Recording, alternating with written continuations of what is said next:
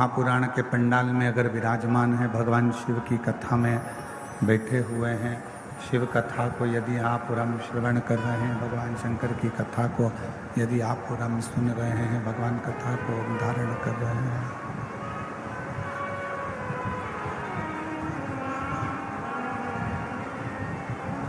Pressure यहाँ pressure खुलवाओ ना, pressure नहीं है, बाहर का प्रेशर खोलो पब्लिक का। यदि इस पवित्र महापुराण की कथा में, भगवान की पवित्र कथा के इस पंडाल में, इस प्रांगण में अगर आप और हम बैठे हुए हैं भगवान की विरल कथा को धारण करने के लिए, श्रवण करने के लिए, तो ये विचार कर कर बैठना कि शिव हमारे पिता भी हैं,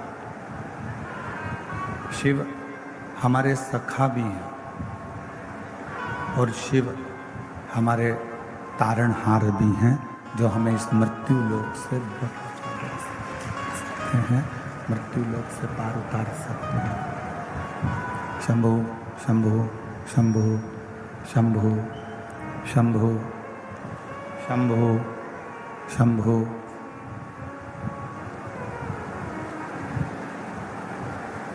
सतयुग से लेकर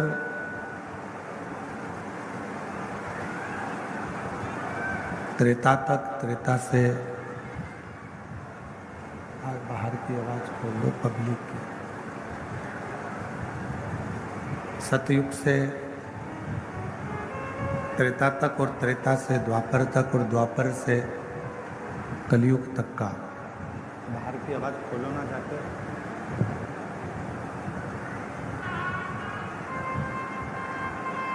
सतयुग, त्रेता युग, द्वापर और कलयुग, इन सभी युगों में यदि प्रेम के भाव को कोई प्रकट करने वाला, प्रेम के भाव को यदि कोई दर्शाने वाला है, तो वो मेरा देवाधिदेव महादेव। कितना प्रेम माँ जगत जननी माता सती, एक माता सती जो अपने पति का, भगवान देवाधिदेव महादेव का अपमान सह नहीं पाती। प्रेम जब बढ़ता है, प्रेम की जब सीमा अंत की ओर जाती है, उस समय पर जिससे आप प्रेम करते हो, जिससे आप स्नेह करते हो, उसका अपमान आप सह नहीं सकते, उसका अपमान आप सह नहीं पाते। और शंभु शरण मांगू घड़ी रे, दुख खाटो दया करी दर्शन आपो। शंभु शरण पड़ी मांगू घड़ी रे, दुख काटो दया करी दर्शन आपो। शंभु शरण पड़ी मांगो घड़ी रे, दुख काटो दया करी दर्शन आपो। जहाँ प्रेम पूर्ण विराम की ओर जग जाए, तो जिससे स्नेह होता है, जिससे प्रेम होता है, उसका अपमान सहन नहीं होता, उसका अपमान सहा नहीं जाता।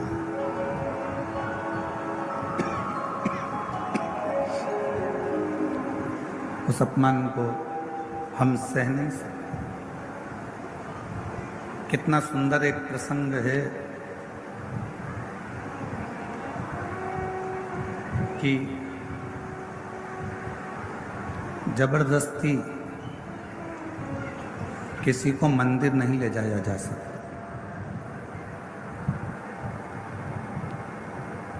जबरदस्ती किसी को मंदिर नहीं ले जाया जा सकता।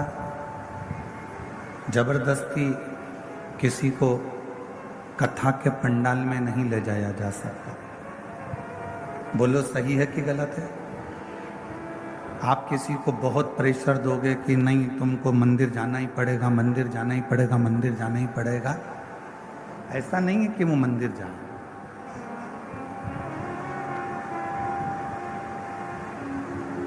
जबरदस्ती किसी को मंदिर नहीं ले जाया जा सकता। जबरदस्ती किसी को कथा के पंडाल तक नहीं ले जाया जा सकता। जबरदस्ती किसी को कथा नहीं सुनाया जा सकता। ये काम जबरदस्ती के नहीं है। और प्रेम, स्नेह, ये भी जबरदस्ती नहीं हो सकता। ना कथा के पंडाल में आप किसी को आप कितना भी प्रयास कर लो, आप अपने पति को कहा तुम्हें कथा में चलना ही पड़ेगा, चलना ही पड़ेगा, चलना ही पड़ेगा, आखिरी में मालूम पड़ा उस बात के पीछे विवाद हो गया। पति ने पत्नी से कहा कि तुम्हें कथा में चलना ही पड़ेगा, चलना ही पड़ेगा, उतने में विवाद खड़ा हो।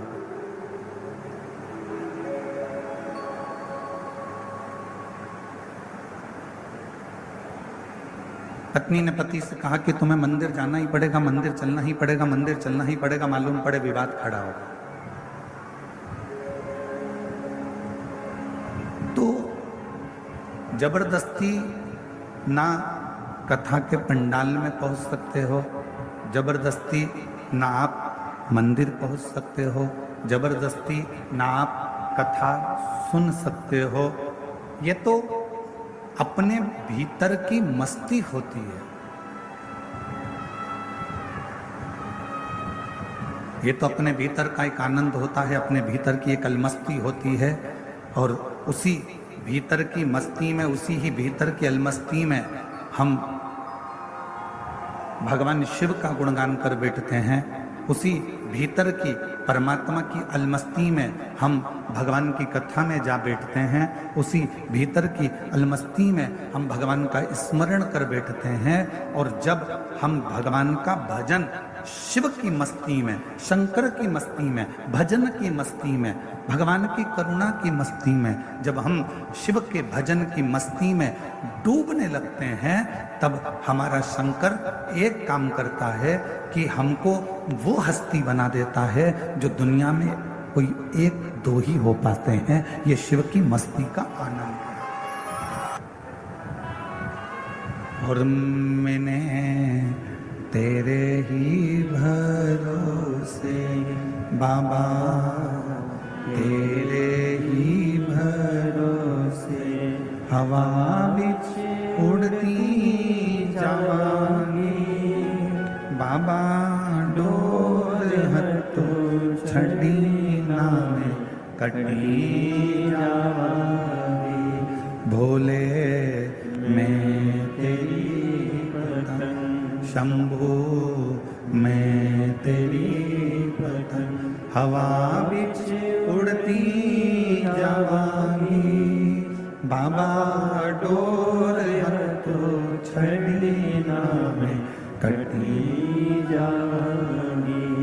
तो हमारे भीतर जब शिव नाम की मस्ती हो, हमारे भीतर जब भगवान शंकर के नाम की मस्ती हो, हमारे भीतर जब शिव नाम का स्मरण हो, हमारे भीतर जब शंकर नाम की मस्ती अंदर से, भीतर से सम्मुख में प्रकट होने लगे, तब समझ लेना कि शिव तुम्हारे हृदय में आकर बैठ गए। अब तुम साधारण नहीं, तुम्हारी हस्ती स्वयं शिव देवाधिदेव महादेव कुछ निश्चित कर रहे, कुछ भगवान शंकर निश्चित कर रहे।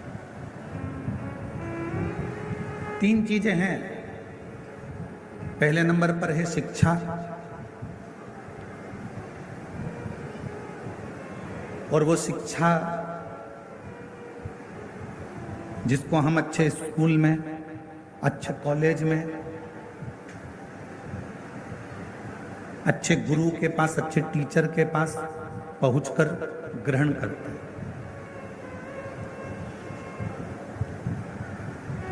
और वो शिक्षा हमको जीने का तरीका सिखाती है। वो शिक्षा आपको एक अच्छी कुर्सी तक भी पहुंचा सकती है। वो शिक्षा आपको एक अच्छे पद तक पहुंचा सकती है। फिर दूसरे नंबर पर है धन, पैसा। पैसा आपको गाड़ी भी दिला सकता है, बंगला भी दिला सकता है, जमीन भी दिला सकता है, आपको प्रतिष्ठित भी बना सकता है, वैभवपति भी बना सकता है। और तीसरे नंबर पर है संस्कार। शिक्षा, धन और संस्कार। संस्कार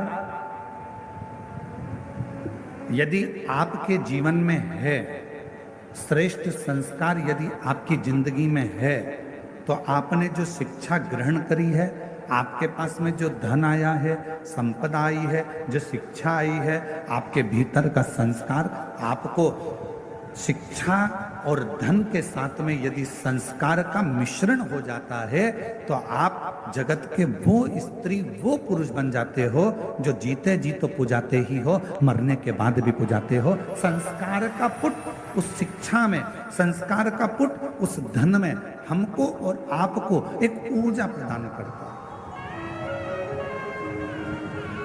एक बल प्रदान करता है।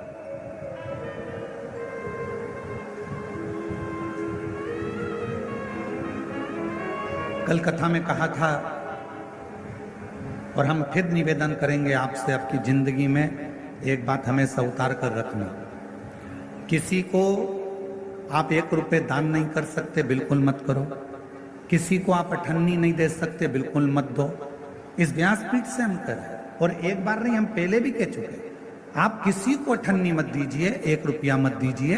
आप एक काम करो, अपने घर को, बच्चों को अच्छी शिक्षा दीजिए, और घर के बच्चों को शिक्षा अच्छी दे रहे हो तो फिर उसके साथ एक काम करो, अपने परिवार में कोई पढ़ने का, कोई विद्या अध्ययन करना चाहता है और उसके पास में पढ़ने के लिए पैसा नहीं है, तो उसकी पढ़ाई की, उसकी शिक्षा का पैसा आप दीजिए। और अगर घर में भी अगर बच्चे अच्छे पढ़ रहे हैं और पैसा है, तो पड़ोस में देखो कि कोई शिक्षा अध्ययन करने वाला हो और उसके पास धन नहीं है, तो उसकी शिक्षा का खर्चा आप उठाइए। और वो भी है तो फिर अपनी कॉलोनी में, अपनी सोसाइटी में, अपने एरिया में देखिए कि कोई बच्चा पढ़ने में कमजोर है और उसको पढ़ना है, उसके पास धन नहीं है, तो उसके शिक्षा का पैसा आपको देना चाहिए। एक शिक्षा और एक चिकित्सा,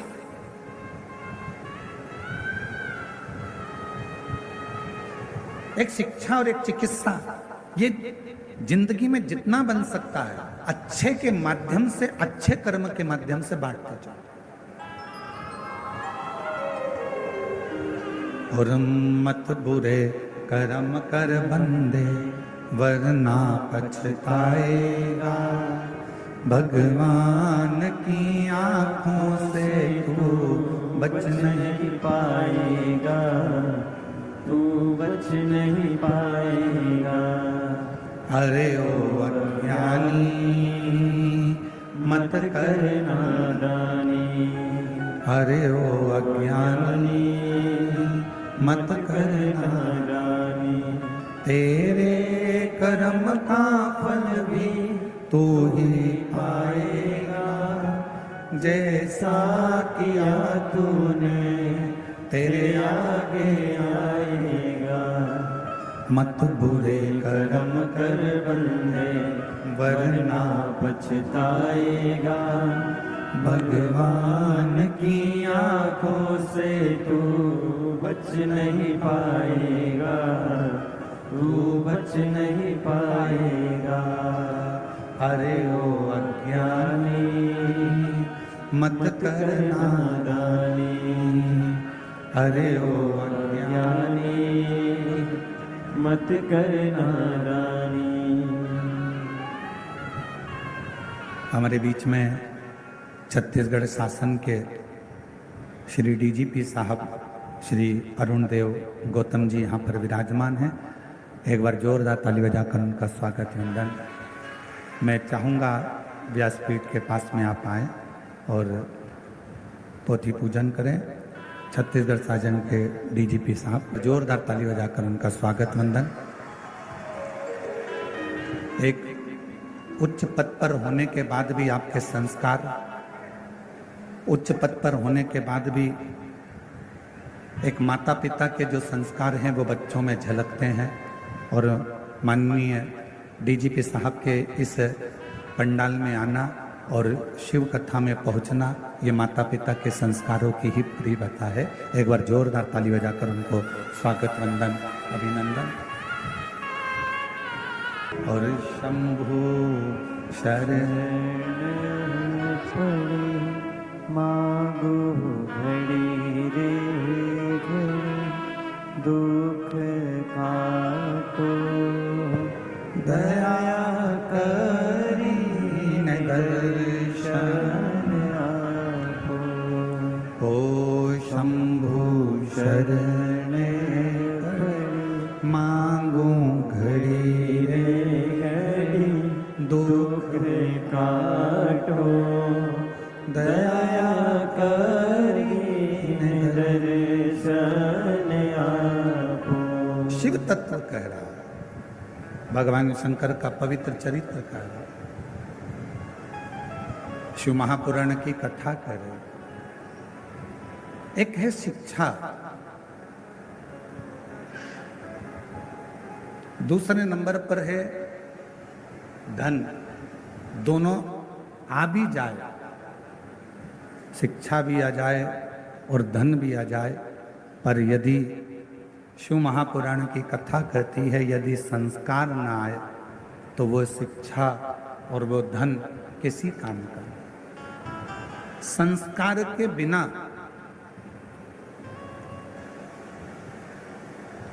आपका धन बेकार है। एक बात पूछें, जरा उत्तर दीजिएगा। जितनी मेरी जीजियां बैठी हैं, जितने मेरे जीजा बैठे हैं, सब उत्तर देना। पूरे घर में जितने कमरे हैं, तुम्हारे घर के अंदर जितने रूम हैं, जितने कमरे हैं, उन कमरों में, उन रूम में सबसे अच्छा रूम, सबसे भरा हुआ रूम, जिस रूम में सबसे ज्यादा आनंद आपको आता है रुकने में, बैठने में, बोलने में, वो रूम अगर होगा तो आपके घर की माँ का, आपके पिता का रूम होगा, जिसमें थोड़ी देर बैठोगे तो आनंद की अनुभूति होगी। अपने माता पिता का रूम, अपने माता पिता का कक्ष, अपने माता पिता का रूम।